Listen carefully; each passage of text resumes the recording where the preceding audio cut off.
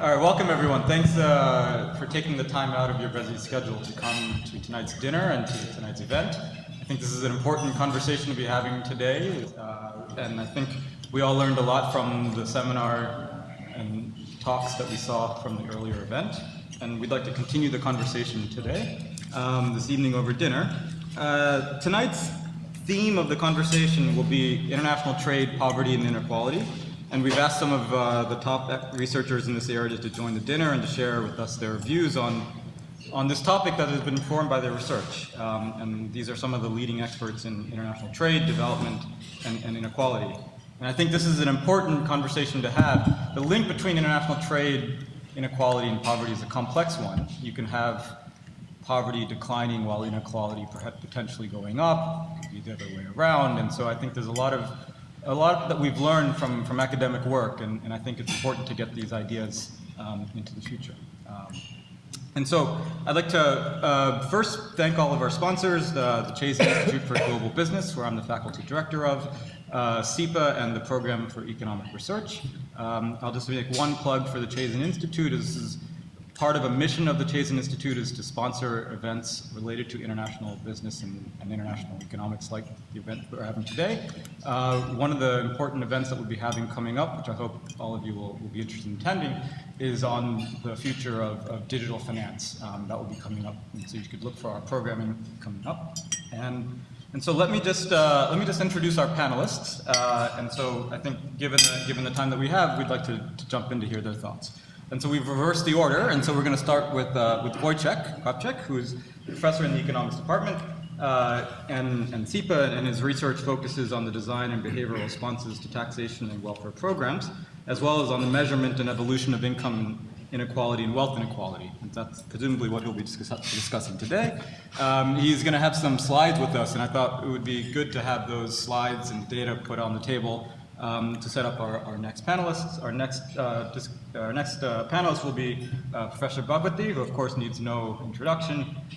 He is the University Professor of Economics, Law, and International Affairs at Columbia University. He's been a senior fellow at the International Economics section of the Council on Foreign Relations. He's been an economic policy advisor for every major unilateral and multilateral agency that we have, the GATT, the UN, the WTO, and he's probably one of the most creative international trade theorists of his generation. After Professor Bhagwati, we'll have Professor Jan Spangler, who's the James T. Shotwell Professor of Global Political Economy and the Director of the Center of Global Economic Governance at Columbia University. His research focuses on the effects of government policies on firms, labor markets, and capital markets. And he's been an important scholar in the area of global governance. And finally, we'll have Devashish Mitra, who's the Gerald and Daphne Kramer Professor of Global Affairs at the Maxwell School of Citizenship and Public Affairs at the Syracuse University. And Devashish is an expert on the Indian economy, international trade, political economy, and development economics. And so with that introduction, we'll start with our first discussant, who will share his views. And then after everyone has discussed, we'll open the floor to continue the conversation through questions and answers. All right, I need the slides.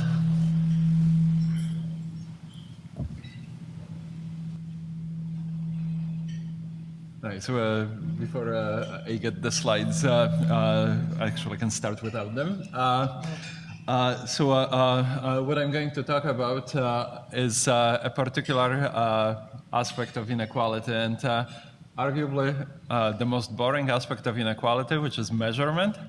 But in order to talk about things, you actually have to know what they are and to measure them. And I'm not sure if I'm going to have answers, but I hope I'll convince you that some of the numbers that are being tossed around are not exactly right, and for interesting reasons.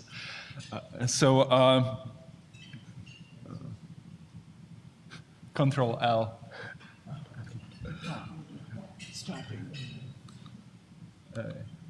So some of it is based on my work. Some of it is based on other people's work. So the background of all of this, or the background to what I'm going to talk about, and some of the figures that I'll show in a few minutes, are from very, very influential work by Piketty and Saez. So what Piketty and Saez did in the US and in many other countries is they use tax information to measure incomes at the very top of the distribution, and that allows them to construct share of income that goes to the very top of the distribution. And these graphs that I'll have, maybe they are a bit out of order. They are extremely influential because they show a very, very rapid growth in top incomes. Now, the problem or the issue with that approach, which is very interesting and, as I said, very influential, is that it comes from tax data. When it comes from tax data, then it reflects information that people report on their tax returns. And I'm going to focus on one aspect of it, which is which I and a lot of other people think that is particularly relevant, and that is how business incomes are represented on the individual income tax returns, and the extent to which you actually can see business incomes on individual tax returns. And as an aside, this is also something, if you are following the current tax policy debates, tax reform debates, this kind of in the center of it. Because the talk is about corporate tax reform, but as a footnote to it, and a footnote with huge dollars attached to it, what you have to make decisions about is also treatment of something that's called pass-through income. And so let me start with explaining what these things are. So basically, businesses can be taxed in two different ways. One is through kind of corporate-like path. So you have a corporation has profits, profits are subject to taxation. Those profits eventually show up as individual income in the form of dividends or capital gains. And this is when approaches like Piketty and Saez capture those incomes. So there are various issues with that. Incomes, those corporate incomes don't show up immediately on individual tax returns. They show up only when dividends are paid. Capital gains show up when people realize capital gains, which may be many years later. Sometimes then they don't show up on individual income tax returns at all. Actually, in the US, quite often they don't show up on individual income tax returns at all, because there is a great strategy for avoiding capital gains taxes, and it's never to sell and keep it until you die and pass it to your children as part of inheritance, in which case capital gains taxes are forgiven. So a lot of capital gains don't even show up on the individual income tax returns. So the ability of what you see in individual income tax data to capture corporate incomes is limited, and you can make adjustments, but you just don't know. There isn't really a great way of capturing these things. So that's one approach. The other approach is what applies to historically to a lot of small businesses, but nowadays to a lot of very, very large businesses as well, and that's something called pass-through approach. So that's the idea there is that you have a business, and income from that business is allocated to owners as we go. So every year profits are allocated as income to individual owners. There is no corporate tax liability. It's all individual income. It shows up in that particular year. Now, there are other games that you can play with it, but as a first pass, that's how it works. That's how it works for self-employed individuals. That's how it works for partnerships. That's how it works for something called S corporations, which are corporations in all respects other than the fact that they are not subject to the corporate tax, and instead they are subject to this particular form. So there are these two different ways in which business incomes can show up on individual income tax returns. One is much better than the other, kind of arguably much more accurate, but a lot of business incomes is in this other form. So this graph shows what fraction of business incomes is subject to the corporate tax, and the remainder of this would be subject to the pass-through treatment. So I'm going to talk about two countries. One is here, the US, and I'll say a few words about Norway. That's not here, but that's because we have great data for Norway. But looking at the US, the key thing to see here is that it has changed. It was 80% in the 1980s, and it's much less nowadays than it used to be. So the share of overall business incomes that have one form versus the other form has evolved over time. And once you realize that the ability of income tax returns to capture one versus the other is very, very different, then you may ask, what difference does it make? Actually, let me show this graph as well. So if you think about how business activity is structured in the U.S. in terms of the organizational forms, that has changed dramatically over time as well. So the black line are C corporations. So these are firms that are subject to the corporate tax. The blue line are S corporations. So these are corporations that are not subject to the corporate tax. And the red line are partnerships, which are, again, sort of these pass-through entities where income flows to their owners. So C corporations, firms subject to the corporate tax, the number of them peaked in 1986, and it's not an accident that it was 1986, because tax incentives changed dramatically in 1986. Basically, up until 1986, it made a lot of sense to have a corporation pay a corporate tax and not pay yourself any salary and keep money within a firm and think of strategies to get money out of the firm until as long as possible. After '86, the configuration of the tax rates has changed, and it just that strategy became much more costly relative to the strategy of realizing incomes. And you saw immediately the response in terms of changes in the organizational structure of the firm, but then in the decades afterwards, you also see a big shift in how new firms are being organized. New firms are increasingly or predominantly these pass-through entities, and the only things that are subject to the corporate tax, at least quantitatively, important things that are subject to the corporate tax are basically publicly traded firms. These are the firms that cannot avoid the other type of that cannot use the other types of tax treatment. Okay, so I'll skip some of these things. So let me talk a little bit about Norway.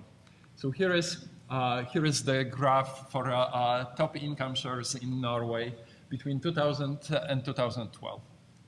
So what you can see is that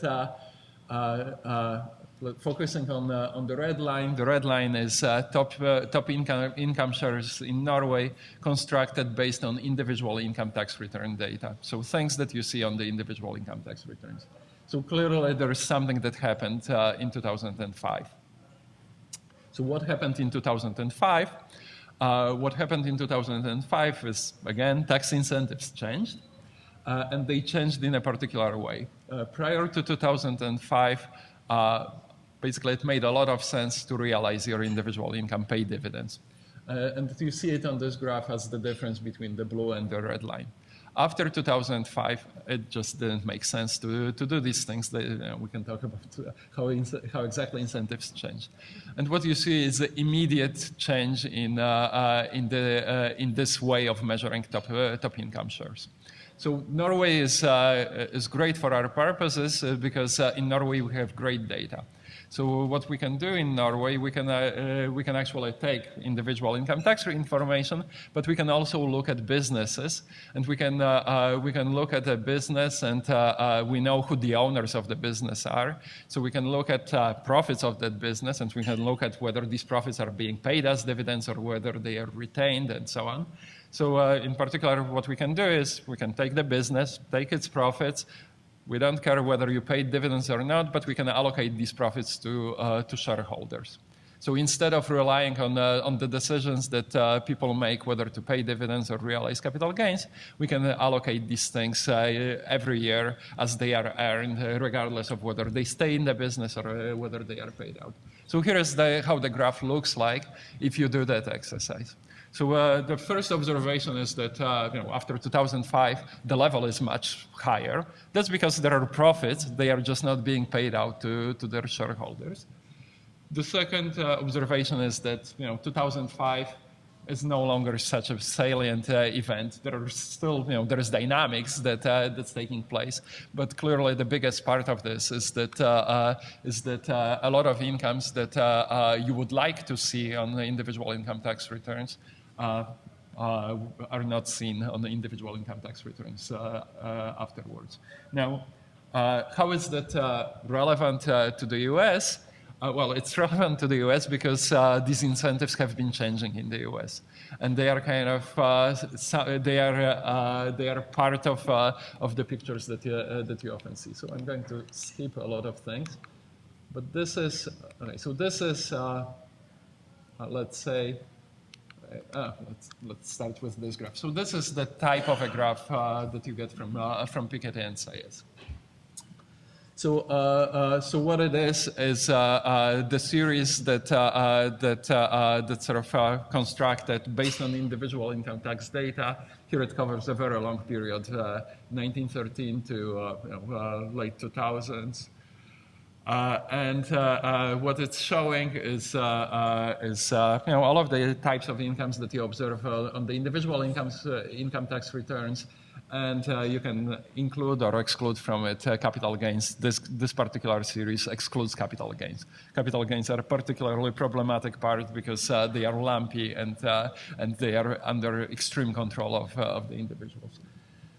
So the big finding is this change from the 1980s to until now, or from the 1970s until now.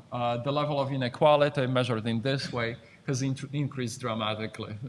You are looking at this graph, and this is the share of the top 1%. That's an increase from below 10% to something like 20%.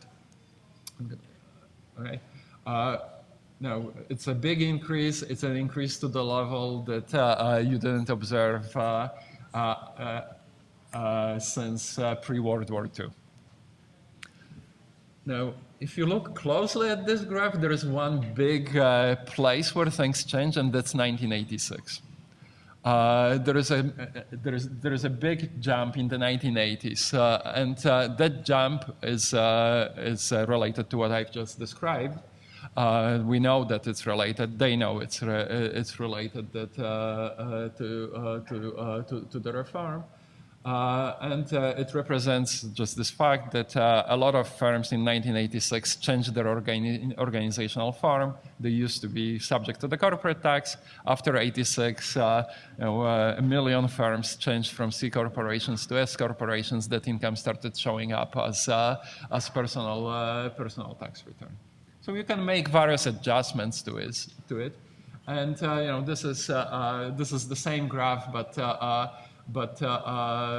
that's a graph that kind of shortens the period. It starts in 1970 to 2010. The black line is the same as before. The red line is the series that's usually being shown. The red line is the series that includes capital gains. So it includes realizations of capital gains.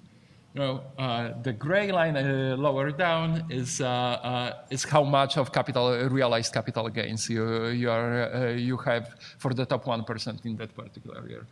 So let me make two observations. So one is that capital gains matter a lot, and there's a lot of their dynamics. They kind of smooth out this 1986 shift, but it seems to me, I've never understood exactly how, what's the logic of this? How come that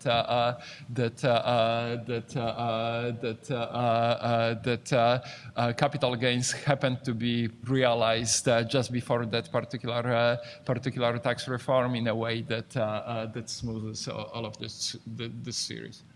The other thing, and maybe that's kind of useful to look at the previous graph, is that once you start thinking about very top income individuals, and it's kind of a natural expectation that a lot of them have business incomes. You look at 1990s, you look at pre-World War II, you look at 2000s, and you can see recessions. You look between 1950s and 1986, and there's almost no recessions there. This series is very smooth, which is kind of surprising given you think about people with very, very high incomes. A lot of them have businesses, and yet you don't see cyclical fluctuations in all of this. All right. So why? All right. So what's the concern here? The concern here is that you don't see a big chunk of business incomes before '86, and maybe you also don't see all of the business incomes after '86. Now, that could be a historical exercise. If all of this is prior to '86, then it's just a historical exercise, things that happened before '86, except that the timing of when inequality started increasing and how much it increased are kind of clear policy relevance, they are of clear economic relevance for thinking about what are the potential explanations and so on. So so I'm not going to give you answers exactly how much is accounted for these unreported or not well measured business incomes, but I'll give you a bounding exercise for how much it could be. So so one way of looking at it is basically ask how much of business incomes are retained within businesses and not being paid out to their shareholders in a particular year. Right? So now, I don't think all of those business incomes belong to people at the top of the distribution. A lot of them don't. But it tells you the magnitude of the scale of the problem. So this is this exercise. So if you allocate all of that retained incomes, incomes that are not being paid out to the very top of the distribution, that's the blue line. So the truth is somewhere between the black line and the blue line, somewhere in between those two lines. But that's a very, very wide range. Incidentally, once you start looking at the blue line, you start seeing business cycle, because now you've added business incomes that were missing from that picture before. All right, so here is one allocation that Emmanuel and Thomas Piketty have done in some of their papers, and that is to say, well, let's allocate these business incomes in a way that's proportional to what we can see. What is it that we can see? We can see on individual income tax returns dividends. So, so if you assume that dividends that you see on individual income tax returns are a good representation of ownership in businesses, then this is sort of the right kind of approximately right thing to do. So if that's right, that's how the picture looks like, and it changes the level of inequality somewhat. It doesn't change things. It doesn't change things dramatically. Now, that assumption is almost certainly not true.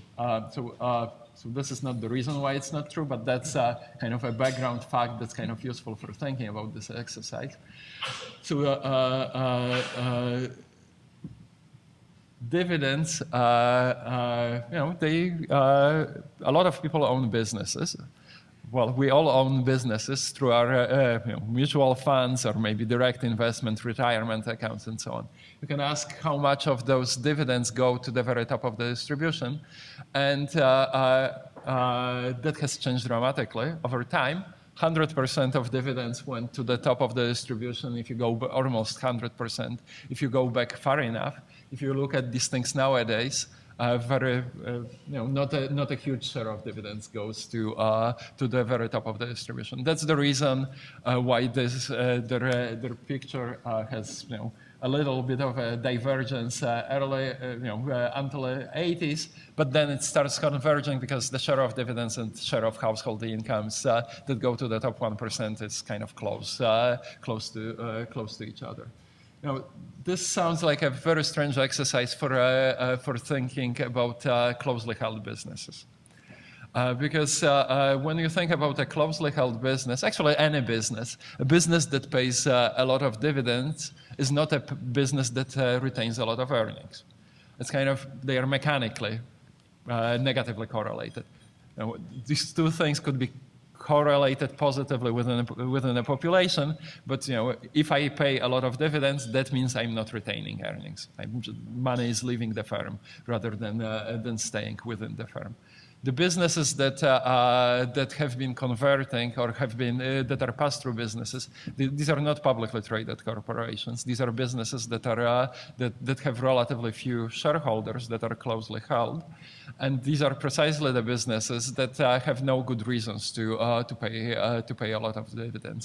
If they retain earnings, they retain earnings. They don't pay dividends. If they decide to liquidate the business or to get rid of to move money out of the firm, they usually spend a lot of money on dividends. Those two things rarely go together. So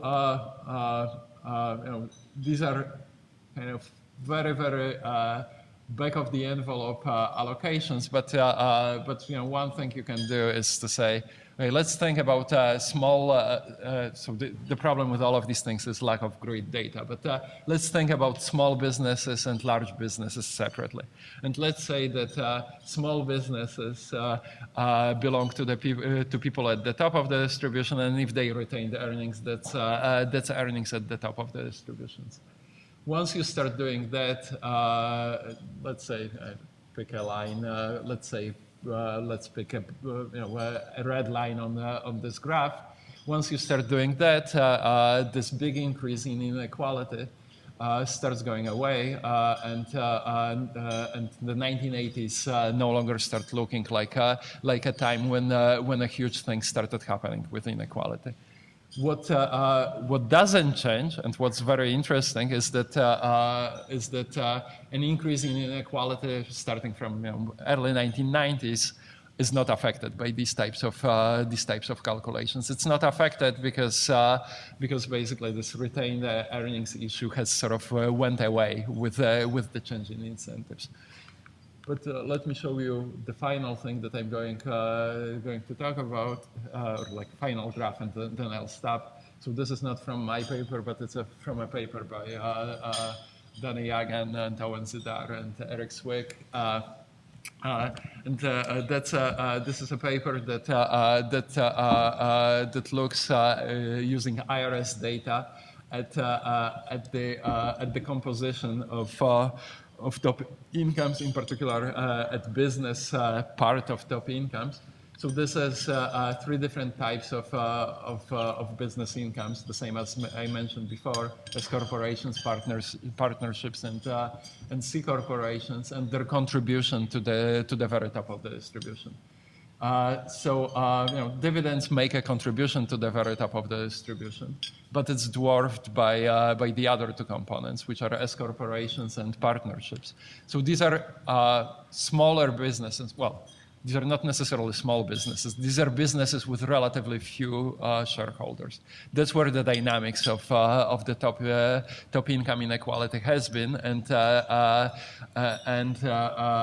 that's what the current tax reform, or the tax reform that people are talking about, is going to play a role. And I guess if I have to finish, but the last thing that I'm going to say is that I feel like this is we know that inequality increased, but we don't know exactly how it increased, where the action has been. There's much less clarity about these things when you start looking closely in how these data are constructed than I thought a few years ago, and we know that understanding what's been happening with business incomes, and not just with CEOs, and not just with publicly traded companies, but smaller firms that are largely invisible to everyone. That's the key part of the story for what's been happening with inequality. Thank you. Okay.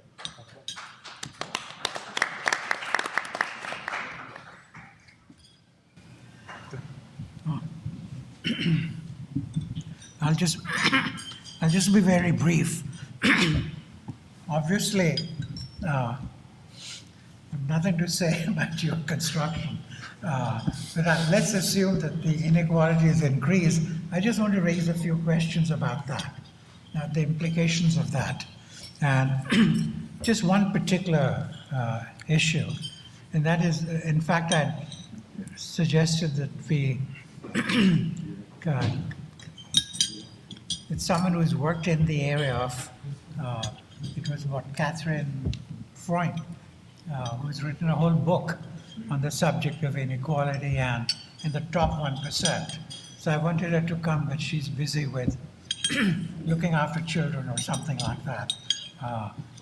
And essentially the question which is being raised is, how much does this matter, the growing inequality, if there is growing inequality? Because the top 1%, let's assume, are getting more and more income, and the bottom 30% are not. So we just grant that. So what does it imply in terms of the economic consequences? And I think what the question one needs to raise is, does that 1% matter? Is it really, because the 1% belongs to, I mean, that's a group of people, which is actually the composition of that group may be changing over time. So people are getting in and people are getting out. This is where the implication of that 1% getting more and more income, let's assume that we grant that, is that something we need to worry about in the way in which Piketty, etc., really talk about it? Like reading Piketty, I found, reading Piketty, I almost got hernia carrying it back and forth. Then I realized I had to Xerox some pages and carry those back and forth. But he actually, being a French intellectual, spends a lot of time talking about how the growth in power of the 1% creates consequences. Namely, he cites Jane Austen and talks about Jane Austen and where Mr. Darcy essentially has both status and income. And yet, Lizzie Bennet, if you've ever read the book, wipes the floor with him. So the fact that the guy has one, is at the top is totally irrelevant to the social outcome of that.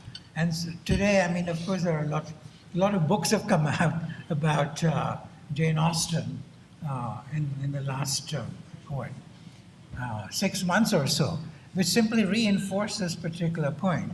So the notion that Jane Austen shows you that, in fact, the inequality has consequences in terms of the behavior and the ability to lord it over the bottom 30% is simply wrong. He hasn't read Jane Austen, clearly. But being a Frenchman, I suppose with all due respect, he's got to show that he's read something. And it seems to me that this is ridiculous, actually, that he should do that. So then I asked also, Caroline Freund's book also shows that a lot of people do move in and out, and she talks about that. And it seems to me that there also, you need to worry about whether in fact the ability of, or rather the concentration of income at the top, does it apply to a stable group where everybody is the same throughout the period between comparisons, right? And if it is not the same, we have to ask who has moved in and who has moved out. And that is extremely important. So what she does is to point out that a lot of people do move in, whose rise in income people don't object to, because it's not inherited wealth.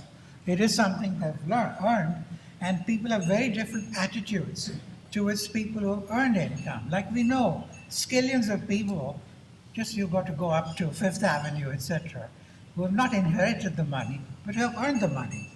Nobody seems to mind that particularly.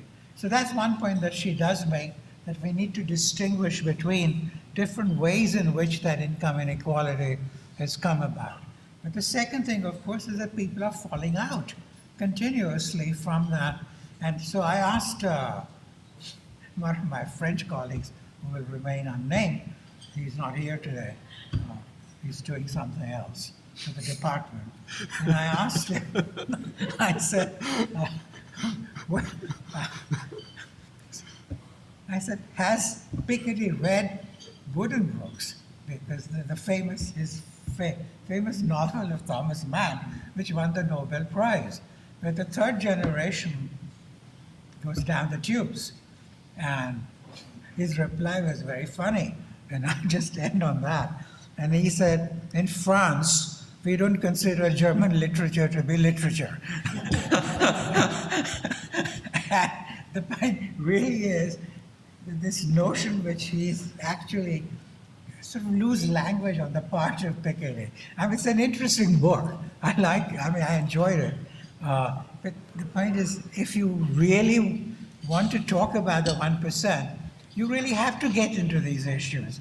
You can't just say it's a static 1%, which is steadily fattening up on the kinds of incomes which you're talking about. And I think once you do that, you get a very different picture. And I think it seems to me that that is something we need to keep in mind. So I just wanted to bring that point out. And literature doesn't support this. Direct observation doesn't support it. People with a lot of money don't necessarily carry a lot of clout. People with a lot of status don't necessarily carry a lot of clout. So the fact that they're earning more income, even if the same guys are earning more income, it does not really mean that they will have more clout. And therefore, income inequality in this sense seems to me to be an exaggerated construct and a defective construct. I mean, you have to start there, but not end there. That's all.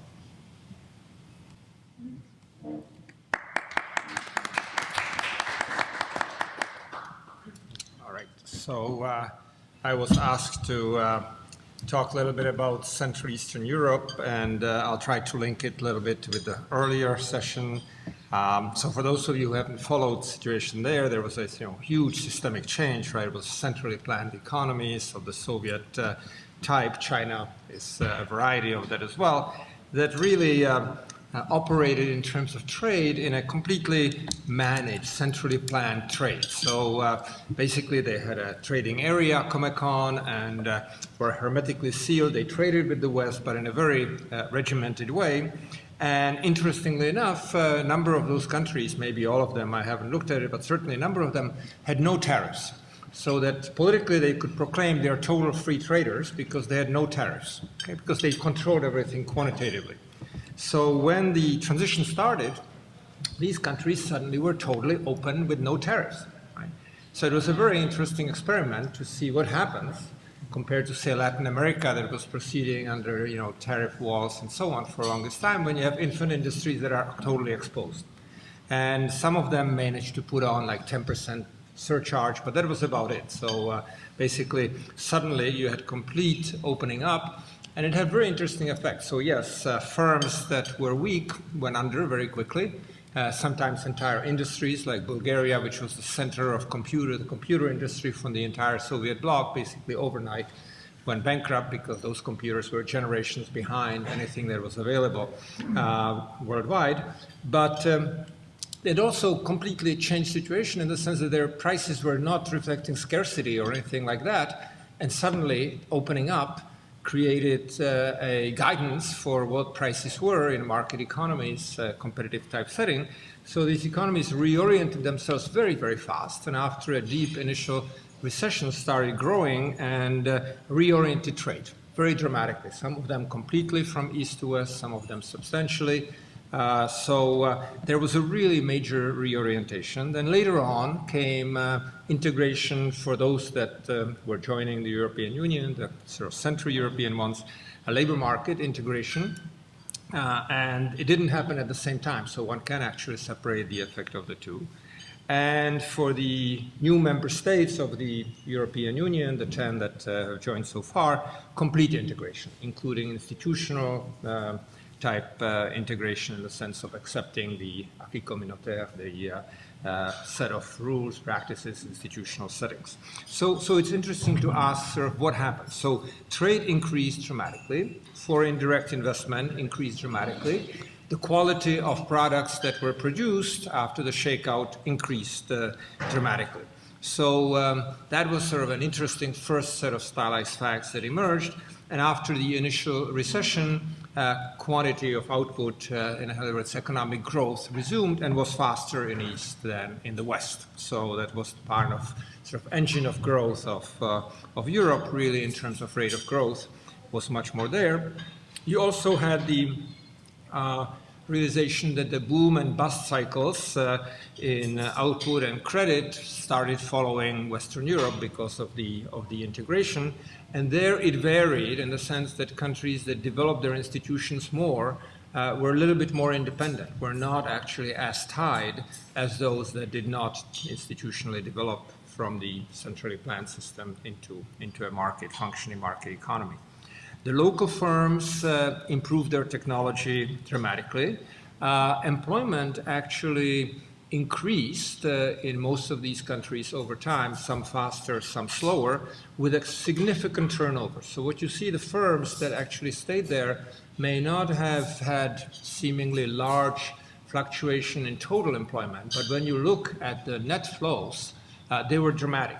Sometimes they completely flushed the existing labor force and hired totally new people with sort of similar numbers, but overall the numbers were actually growing, and there were very dramatic sectoral reallocations. The countries that reallocated across sectors did much better than countries that did not. So that's a big lesson there. Now, what happened in terms of income distribution? The interesting finding is that if you sort of look at what happened by the introduction of the market forces, the income distribution, which was very egalitarian under communism, would become extremely inegalitarian had it not been for social safety net in terms of unemployment compensation, pension, and other social security type things, which brought it back. So the studies are indicating that you would go and become very unequal.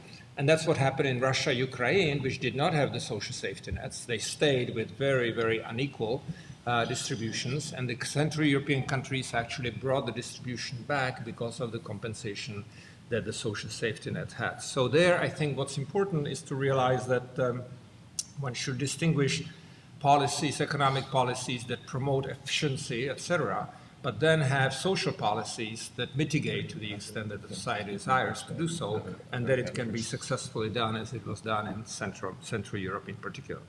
In terms of wealth distribution, since we talked about things here, I've been doing some work with Suchirta Bashi on the rise of billionaires and their effect on economic growth. So our results, for whatever they are worth, are indicating that countries that have more billionaires, holding other factors constant, grow slower than they would if they didn't have wealth concentrated in the hands of billionaires. But then we do something more controversial. We actually ask how the billionaires obtained their wealth. Did they get it like Bill Gates through their acumen, talent, and risk-taking? Or was it more like Yeltsin's cronies or Suharto's cronies, namely through political connections? Turns out that the negative effect is driven significantly, primarily by the political cronies. Okay? But there is still an interesting question because we find that the self-made billionaires have no significant effect. We would have expected them to have a positive effect. So there is still a nice question to pursue. In terms of poverty, unemployment, what you had was a lot of the countries generating significant unemployment, but very diverse sort of pattern from countries that had very low unemployment, well-functioning labor markets. In all of them, people were becoming unemployed at very high rates, but where they differed was that in some countries, these people kind of looked around while unemployed and jumped into new employment, usually more productive with higher wages, which is what you would like the market system to do. In others, they got stuck in unemployment for a long time and had the negative effects that we see with long-term unemployment. So that varied. Poverty would have been significant, but was mitigated by the social, in Central Eastern Europe, by the social safety nets that I described earlier. Further east, you have significant poverty because these social measures were not there. But the interesting thing is that careful studies are suggesting that even countries in Central Europe have to watch out because a lot of people are just above the poverty line. So if you just change the poverty line, or if you had a shock, as there is, you suddenly have a lot of people below the poverty line. Again, not far, but below. Right? The one thing that's tantalizing is the fact that even 30 years after the transition, so that's a long time after the start, wages and labor costs per person have remained extremely low, even though you had complete integration even in the new member states, those that are part of the European Union. So you still have wages that are 30, maximum 40% of what they are in neighboring countries, sometimes just a few miles. If you take the Czech Republic, let's say, you have 100 miles, same factories, Volkswagen owning Skoda and Volkswagen, and wages being 1/3. So the question is, why is that not equalizing more when there is free possibility for mobility, when not only trade unions but management admit that the subsidiary is equally productive as the parent company, and yet basically the market is not clearing and these extreme differentials persist for decades. If you do take similarity with sort of post-war Europe and the United States, 30 years later, by mid-70s, the wages in Western Europe were approaching the US much more than wages in Eastern Europe are not approaching Western Europe. So that's a puzzle for you to answer. Thanks.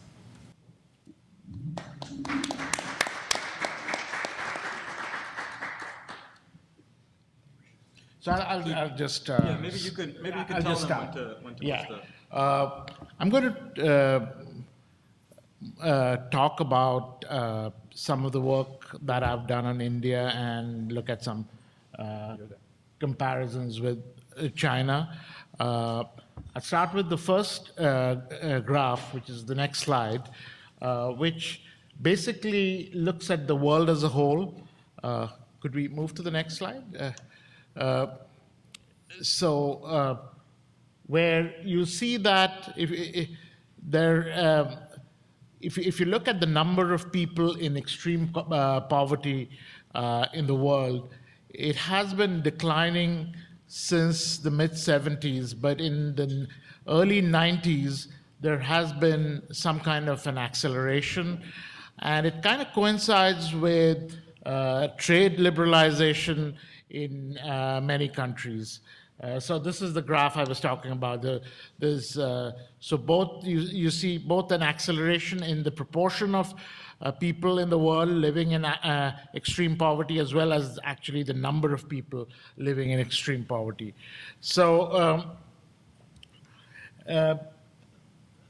now there's so I'm quickly going to talk about mechanisms. Professor Bhagwati's book In Defense of Globalization, there he talks about a two-step approach, basically that trade affects growth, and growth in turn leads to poverty reduction. There's been a lot of empirical evidence on both these steps that trade increases real incomes. There's quite a bit of evidence on that. Frankel and Romer in 1999, followed by Irwin and Tervio, and then there were the old OECD, as well as the Bhagwati-Kruger studies in the 60s and 70s from the NBER. And now, in poor countries, it's very obvious that growth has to be a necessary condition for poverty reduction, because if the pie is really small and you try to divide it equally, no one, no one hardly gets anything. So that's an obvious point. But the question is whether growth is sufficient for poverty reduction. And a lot of work by Rebellion and his associates has shown that the incomes of the poor grow no slower than the overall average income of an economy. So basically what comes out from this empirical work is trade is good for the poor. And you know, there are all these different channels through which it could work, the standard channels through which trade leads to a rise in income, such as efficiency gains through specialization and exchange, availability of a larger variety of final and intermediate goods, and the pro-competitive effects of trade in the sense of incentivizing innovation. But also, there is this redistributive effect. The poor countries, they are abundant in low-skilled or unskilled labor. And if you go by just the standard Heckscher-Ohlin trade model, it would say that trade should benefit the abundant factor, which is unskilled labor in this case. Now, of course, there are a lot of factors that can obstruct these channels. So, for example, the standard Heckscher-Ohlin model, in the standard Heckscher-Ohlin model, we assume that factors are fully mobile across sectors. That might not be true. Also, you could have capital good imports that could be complementary to skilled labor as opposed to unskilled labor. So you're kind of moving demand towards skilled labor. So that's not going to help with poverty, and that's going to raise inequality. And then there's, along with the capital imports, you could have offshoring taking place, and you offshore these tasks that turn out to be the relatively more skill-intensive tasks in developing countries. That again is going to shift demand for labor to a skilled labor. And finally, Eric has done work on this, that, you know, when you're exporting goods, they have to be of higher quality, but you can produce higher quality goods only if you have more skilled workers working on those goods. So that's again, is a channel going in the opposite direction. So that means that empirical work is really important here. And if you just look at India, you see that between 1988 and 2010, the trade as a proportion of GDP increased from about 13% to 48%. And during this time, the poverty rate, which is the $1.25 a day poverty rate, which is different from the current revised version of the World Bank, but this is taken from a previous paper of mine. So here, but qualitatively, the results won't be very different. But you can see that the $1.25 a day poverty rate went down from about 53% to 32% during this period, 88 to 2010, along with trade as a proportion of GDP growing, and the tariff rate going down from an average level of 80% to 10%. Now, actually, if you look at the new poverty numbers based on the new measure of $1.90 with the revised PPP, based on the revisions done by the ICP, the International Comparisons Program, the poverty rate today is actually 20%. Now, you go to China, you see that from 84 to about 2005, the trade as a proportion of GDP went up from about 17% to 70%. Then it went down due to the global recession. But look at the reduction in poverty that they had during this period, from almost 70% below the poverty line to about 12%. And the most recent World Bank figures actually show that the poverty rate in China is 1.8%. So it's a huge reduction in poverty that has taken place, along with a huge expansion of trade. Now, if you compare India and China, one of the things you will see is that China also grew for a much longer period of time at a higher rate of growth for about 2.5 decades. But the other thing that you will see is that the inequality rose a lot faster in China than in India. The Gini during this 88 to 2010 period in India went up from about 32 to 34. The Gini coefficient in China went up from 28 to 42, about 50% increase. If you look at the ratio of the top 10% to the bottom 10%, in India, this ratio went up from 6.9 to 7.7. China, it went up from 6 to 18. So the country that actually kind of tripled its inequality based on this ratio saw a much bigger, much more rapid reduction in poverty as compared to the country that kind of had a stable, relatively stable inequality level. So it's not clear what was driving this. It could be that in India, a lot of tax revenue is used up for purely redistributive purposes, while in China they used their revenues to build infrastructure that led to higher growth for 2.5 to 3 decades, and that reduced poverty. But this is something, this to me is very interesting in terms of looking at this trade-off between inequality increase and poverty reduction. Now, I've done a couple of studies with Rana Hassan at the Asian Development Bank and a couple of other people like Beza Oral and Joel Kane. And we've looked at Indian states and looked at how trade liberalization affected poverty reduction in these Indian states. And here, one of the challenges that you face here is that trade policy is determined at the national level and not at the state level or the district level. So what we did was we created a measure of the exposure of the labor force to foreign competition. So it's a weighted average of industrial tariffs, and the weights are shares, employment shares in the various tradable industries. And based on that, we actually see that there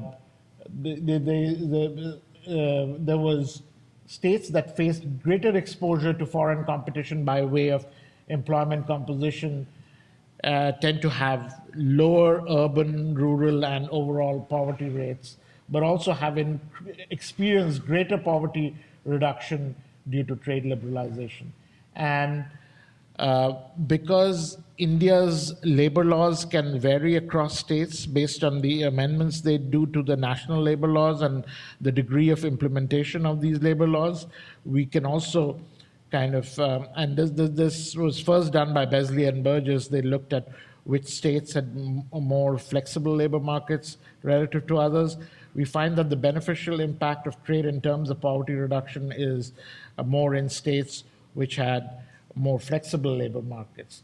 And of course, there are other things that benefit, that lead to greater benefits from trade liberalization in terms of poverty reductions, things like higher road density, more advanced banking and financial sectors, and so on. So states with a better financial system, better road network, and so on, actually benefit more from trade liberalization in terms of poverty reduction. Now if you just look at this graph and we look for this 87 to 2004 period, we look at the change in this employment weighted tariff and change in poverty. You see that states that had a bigger change in the employment weighted tariff also saw bigger reductions in poverty. It's pretty easy to see here, and this is, of course, this is just a correlation. So now Arvind Panagaria with Mega Mukim has also looked at these effects for different classes in terms of the backward classes, what they call scheduled castes and scheduled tribes in India, and he finds that even for those classes you find that there are they find that there are benefits in terms of poverty reduction and higher growth rates of incomes as a result of trade liberalization. Trade and inequality. In India, Praveen Krishna, along with his former colleague Guru Setupati, did a study on the impact of trade liberalization on inequality. They don't find any kind of association between inequality and tariff and non-tariff barriers. And in fact, they find that after trade liberalization, overall inequality first went up, first went down, then went up, and then subsequently fell again. So there is no real relationship between trade and poverty there. One thing I'd like to talk about is my work on the impact of trade liberalization on labor shares.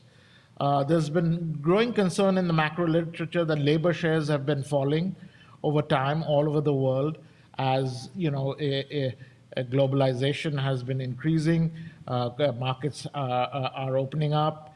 At the same time, we are finding that these labor shares are going down. So we looked at this at the firm level for India, and we find that in relatively smaller labor-intensive firms, trade liberalization has led to an increase in labor shares, while in the relatively less labor-intensive firms, bigger firms, the share of labor incomes has gone down.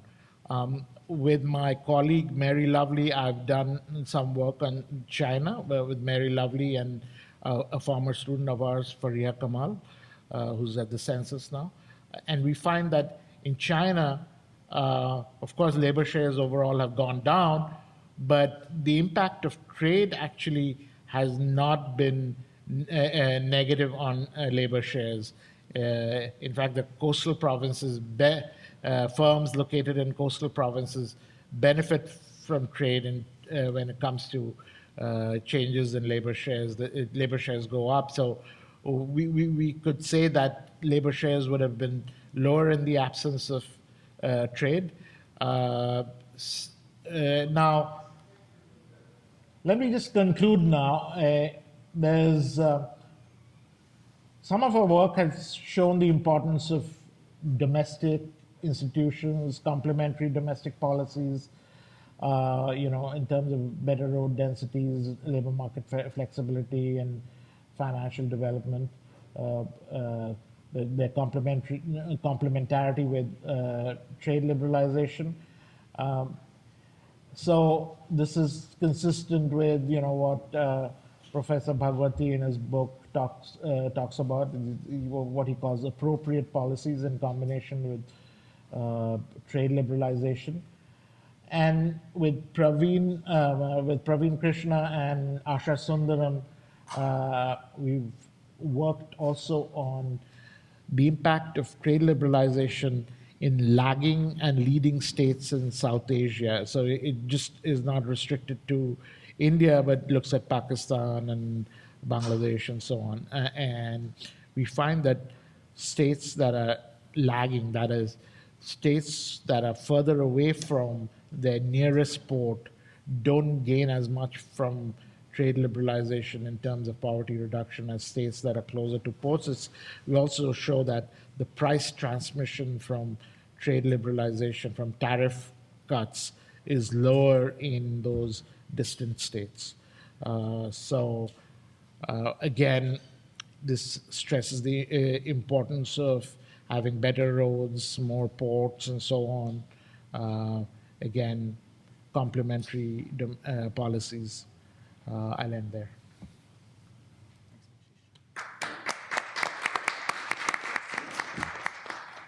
Okay, so we have a bit of time for some questions and answers. I think I'll take the liberty of going first.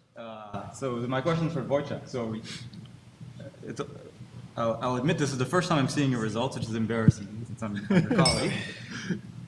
Can you help me put your results in terms of the bigger picture? So suppose I take the work that Raj Chetty's been doing, showing an enormous variation in the transition matrix between first and top quartiles, the income distribution over time. There's variation across cities and regions of the U.S.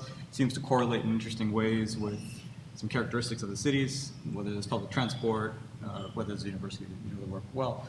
And then his more recent work on showing who's gaining admissions into top universities.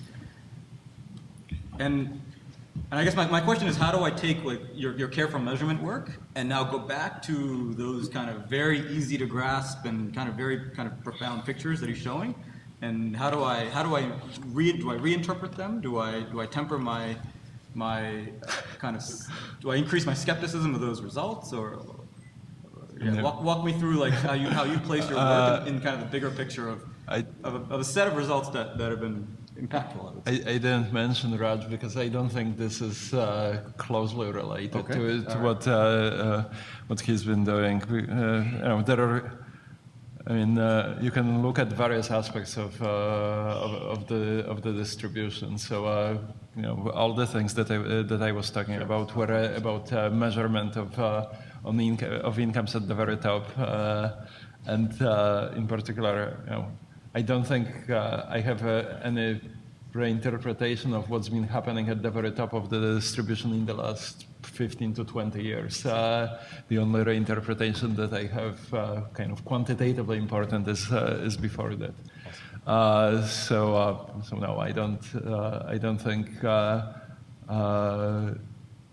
there is a close relationship there. I think. Let me comment on some of the other things that that have been mentioned. So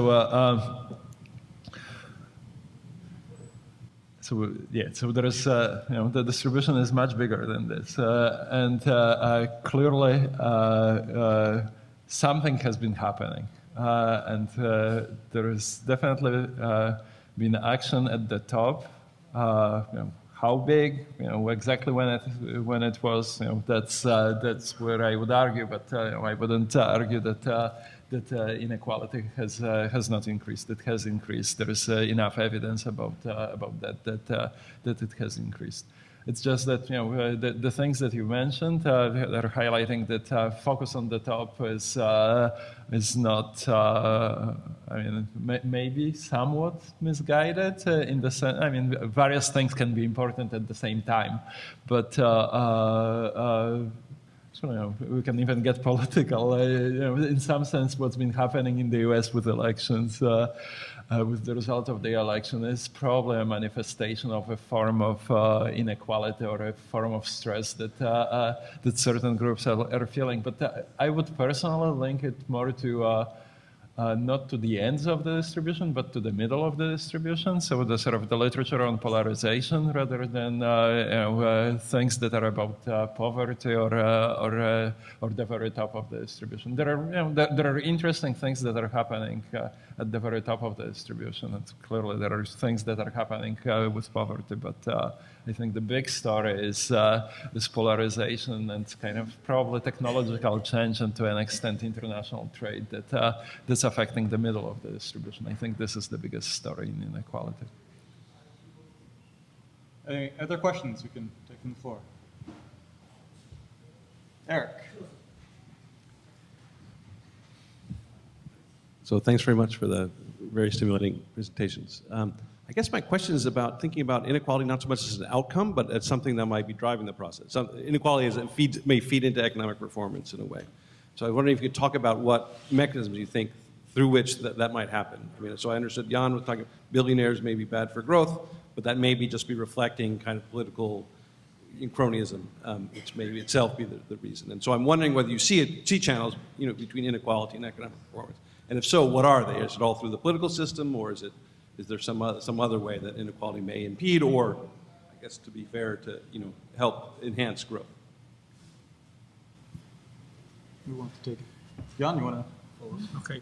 So Yeah, I think the question is how the people who have the means, the resources, the wealth, how they use it, whether they use it more efficiently than others, right? And so our study suggests that, in fact, splitting them along the ways we did already makes some difference. We actually have since then looked at people who inherited wealth, so that's Jagdish's point, and they're somewhere between the two, between the Gateses and the Suharto Yeltsin's cronies in the sense of their impact. So we don't have all the mechanism right now. We're just sort of describing what's happening, but it's clear that the data are suggesting that there are sort of different degrees with which how efficiently they use the resources in terms of how it translates into economic growth over a significant period of time.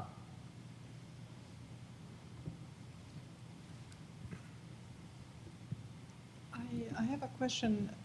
We heard about trade, we heard about poverty. We haven't heard about immigration.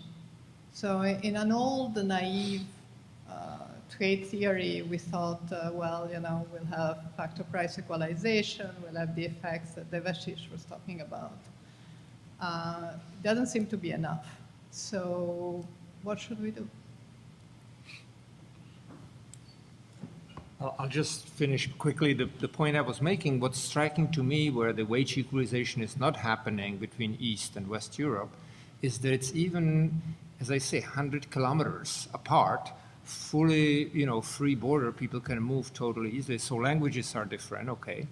But how can that persist for almost 30 years? As a labor economist, I'm puzzled. I just would have thought that the equalization 20%, 30% differential in the US between North and South, let's say, we've seen persist, right? But, wages being 1/3 or labor costs as well. And that persisting is puzzling. And there is migration, there is some migration, but just not enough. But I'm Polish, there's enough migration. Okay, you're talking about that migration. Okay, so somebody else. Which migration? No, you would. Oh, okay. Yeah. They received a lot of them. And I don't think about this Central and Eastern Europe as being so open to migration. To that migration, yes. No, I'm fully with you. In fact, that's highly critical. Yeah, absolutely. So my question was, for so long we didn't study migration when we were studying trade. Right? We studied trade, we studied labor is involved in goods, and so the trade in goods will solve the problem of relative inequality. It doesn't seem to be happening. That trade is a substitute for, I talked about all those different reasons why the standard Heckscher-Ohlin model will actually fail, right? And so because of that, of course, across countries also you won't see any equalization of wages, but technologies are also very different, right? Right now, what you're seeing is a different kind of trade, right? Where production processes are getting split into different parts, and you can take the parts of the production process here to another country, say in Vietnam, and combine the technology here with labor there. So I think you'll probably see more wage equalization in the future because the technology here is being used there, but then again, there's the whole value chain, right? You are actually transferring some of the lower value tasks to Vietnam or Malaysia and so on. So I guess a lot of things don't lead to equalization. Technology is one of them, and all the other reasons I gave about why trade might not lead to poverty reduction in developing countries. Those same reasons will probably also explain why trade is not a substitute for factor mobility, right? So, but Now you're seeing a different kind of trade where, the technology here is combined with labor in other countries, and I think that's going to lead to. We are already seeing higher wages in China, and in fact, which is leading to greater automation in China. They're investing in a big way in robotization because wages are going up there. So it's not like they have a wage advantage there anymore. So.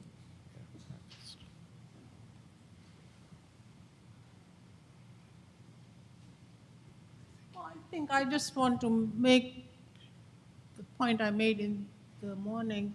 The impact of trade liberalization on income inequality, reducing income inequality, especially among the poorer people.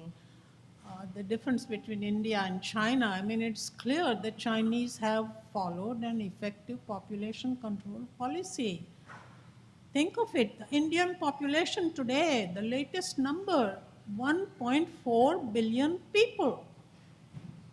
And there is no, for example, I mean, there are no socially activated policies among the federal government or the state governments in India on, for example, education of little girls in Indian villages so that they can go to schools, to colleges, have a job, and, think of having a better life than just producing children.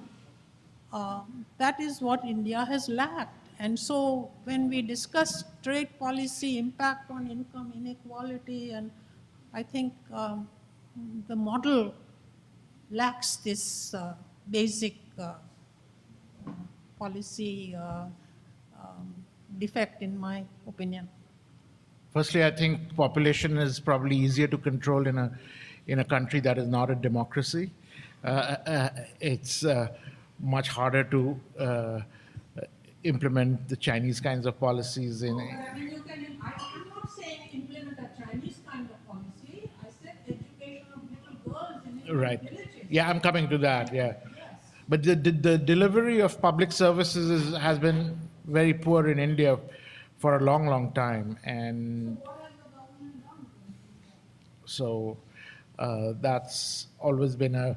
So one has to kind of try to study the political economy of the provision of public services. For some reason, there is the delivery of public services is poor. It might be linked to state capacity or the kind of structure that is there in India. But this lack of literacy also is kind of leads to more of these problems, right? So the government can get away with a lot of things, and then it's kind of self-sustaining. So that's all I have to say at this point, but nothing more on this. So I think we'll end it there.